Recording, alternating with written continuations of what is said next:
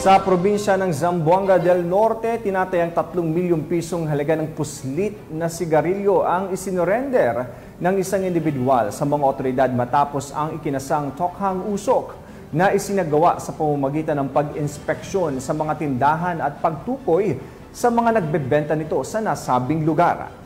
Sa kabila ng mga hamon sa pagpapatupad ng batas laban sa ilegal na kalakalan, patuloy ang PNP sa kanilang pagkilos upang mapanatili ang kaayusan at proteksyon ng publiko.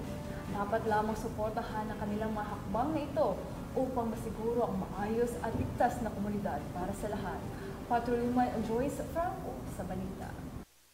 Pagsasagawa ng mga operasyon kontra smuggling cigarettes o tokhang usok bilang bahagi ng demand reduction approach sa pamamagitan ng pagbisita sa mga sari-sari store at pagtukoy sa mga nagbebenta ng smuggled na sigarilyo, pinangunahan ng mga tauhan ng Zamboanga del Norte Provincial Intelligence Unit kasama ang PERZ and PMFC, CIDG Sambo Norte, PFU, ay tuluyang i-turn over ng isang individual ang tinatayang 3.8 milyong halaga ng smuggled cigarette sa Purok 4, Poblasyon, Sibutad, Zamboanga del Norte. Nito lamang ika-8 ng Hulyo, taong kasalukuyan. Kinilala ni Police Lieutenant Colonel Wilmore D. Dumagat, Chief PIO ng Zamboanga del Norte Provincial Intelligence Unit, ang nag-turn over ng smuggled cigarettes na si alias Ron, 34 anyos, may asawa at residente ng Purok 4, Poblasyon, Sibutad, Zamboanga del Norte. Sinurrender na nasabing individual ang 50 cases ng Tumon cigarette, 3 cases ng Winsboro, 6 cases ng Mighty Green, 9 na cases ng Marble na may total na 68 cases at may tinatayang halaga ng 3,896,400. Ang mga isinurrender na sigarilyo ay dinala sa PERZ and PMFC,